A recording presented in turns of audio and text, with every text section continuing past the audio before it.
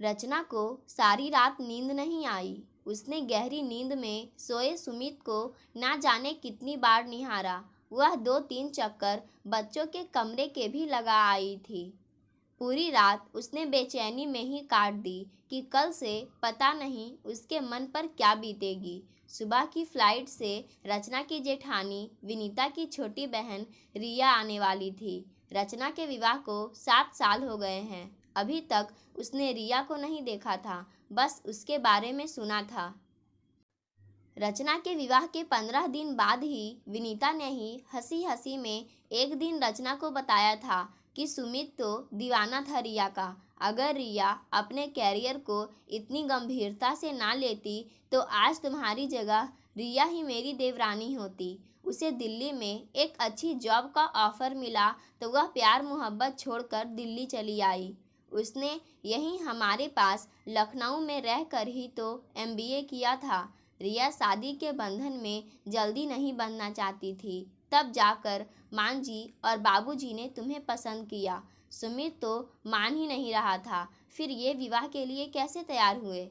रचना ने पूछा था। जब रिया ने विवाह करने से मना कर दिया, फिर मान जी के समझाने पर बड़ी मुश्किल से तैयार हुआ था। रचना चुपचाप सुमित की असफल प्रेम कहानी सुनती रही थी। रात को ही रिया का फ़ोन आया था। उसका लखनऊ तबादला हो गया था। वह सीधे यहीं आ रही थी।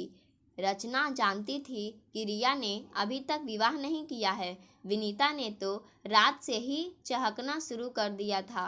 रिया अब यहीं रहेगी तो कितना मज़ा आएगा, है ना रचना? तुम तो पहली बार मिलोगी उससे। देखना कितनी स्मार्ट है मेरी बहन।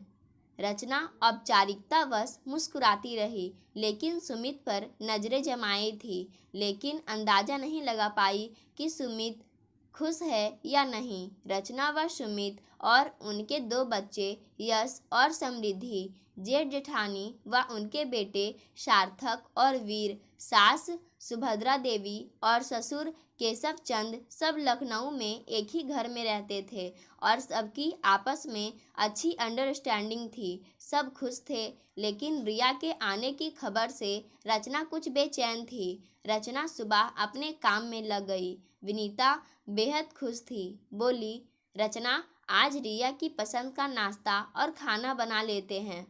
रचना ने हाँ में सिर हिलाया। फिर दोनों किचन में व्यस्त हो गई।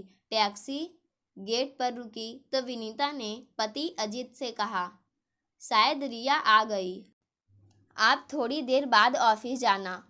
मुझे आज कोई जल्दी नहीं है भाई, इकलौती साली साहिबा जो आ रही है। अजीत हंसा। रिया ने घर में प्रवेश कर सबका अभिवादन किया। विनीता उसके गले लग गई। फिर रचना से परिचय करवाया। रिया ने जिस तरह से उसे ऊपर से नीचे तक देखा वह रचना को पसंद नहीं आया। फिर भी वह उससे खुशी खुशी मिली। जब रिया सबसे बातें कर रही थी तो रचना ने उसका जायजा लिया। सुंदर स्मार्ट पोनी टेल बनाए हुए छोटा सा टॉप और जींस पहने छरहरी रिया काफ़ी आकर्षक थी।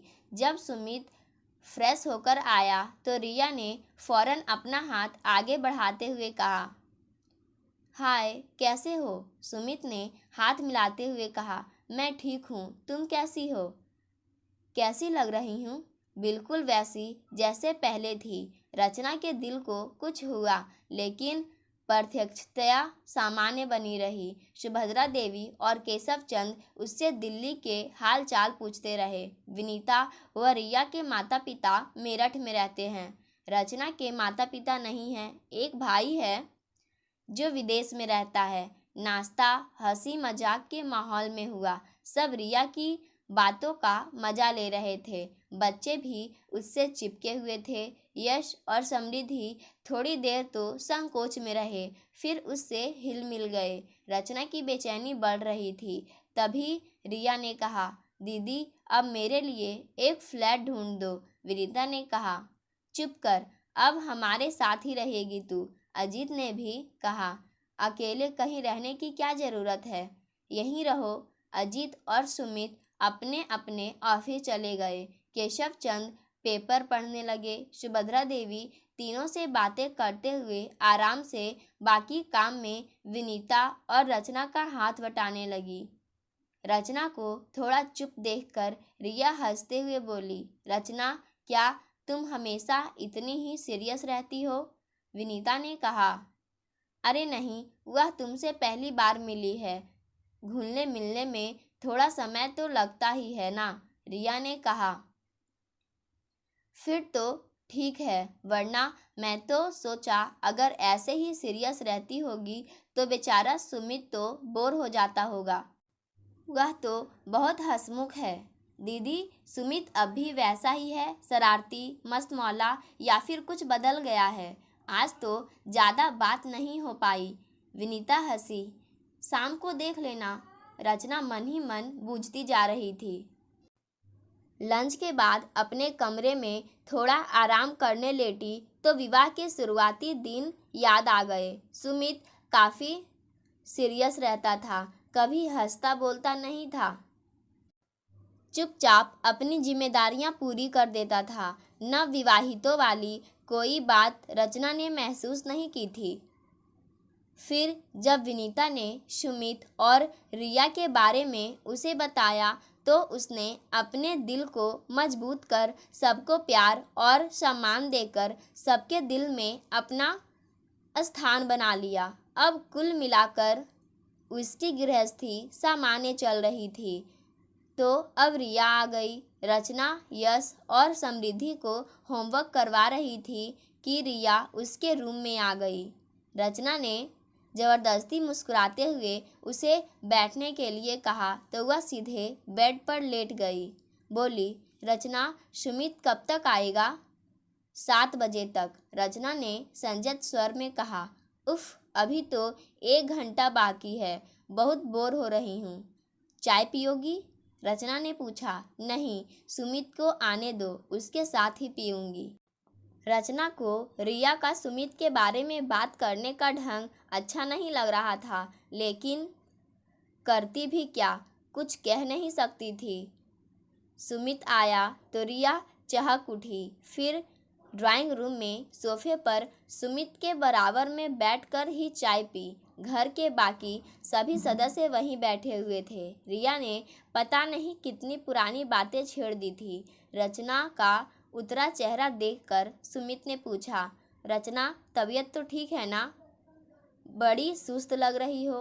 नहीं, ठीक हूँ। यह सुनकर रिया ने ठहाका लगाया। बोली, वाह सुमित, तुम तो बहुत केयरिंग पति बन चुके हो। इतनी चिंता पत्नी की। वाह, दिन भूल गए जब मुझे जाता देखकर आहें भर रहे थे।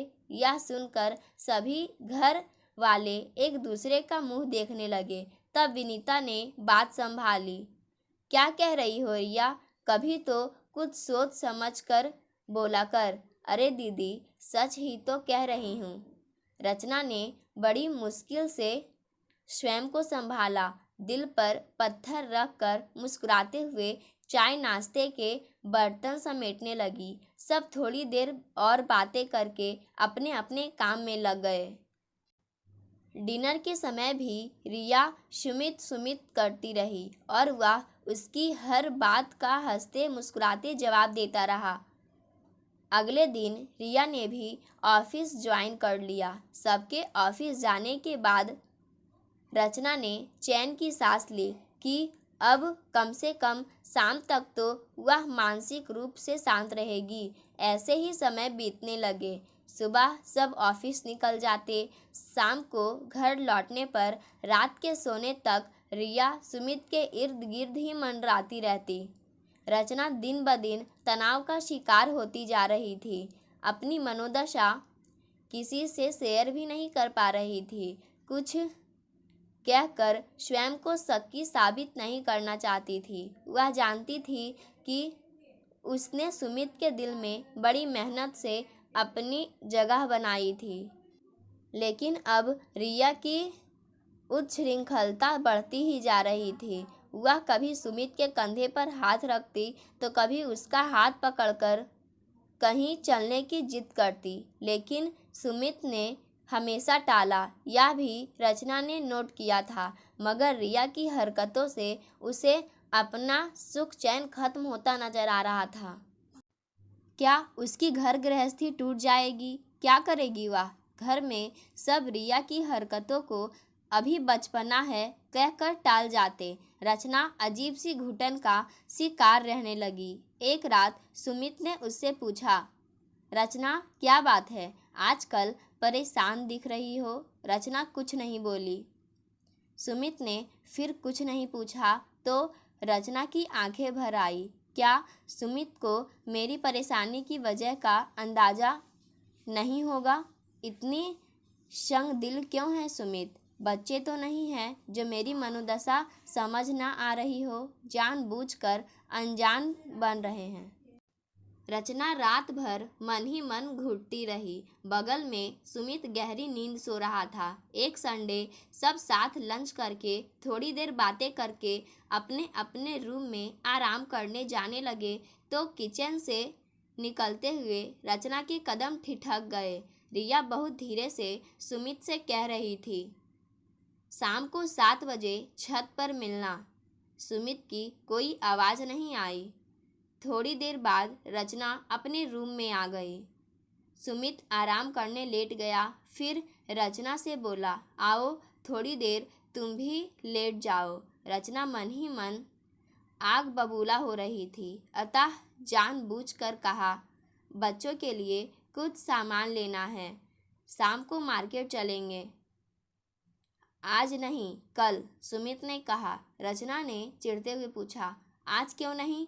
मेरा मार्केट जाने का मूड नहीं है, कुछ ज़रूरी काम है। क्या ज़रूरी काम है? अरे तुम तो जिद करने लगती हो। अब मुझे आराम करने दो, तुम भी आराम करो। रचना को आग लग गई। सोचा बता दे, उसे पता है कि क्या ज़रूरी काम है, मगर चुप रही। आराम क्या करना था, बस थोड़ी देर करवटें बदल कर उठ गई और वहीं रूम में चेयर पर बैठकर पता नहीं क्या क्या सोचती रही। 7 बजे की सोच कर उसे चैन नहीं आ रहा था। क्या करे? क्या माँ बाबूजी से बात करे? नहीं, उन्हें क्यों परेशान करे? क्या कहेगी रिया सुमित से? सुमित क्या कहेंगे? उससे बातें करते हुए खुश तो बहुत दिखाई देती है। 7 बजे के आसपास रचना जानबूझकर बच्चों को पढ़ाने बैठ गई। माँ बाबूजी पार्क में टहलने गए हुए थे। विनीता और अजीत अपने रूम में थे, उनके बच्चे खेलने गए थे।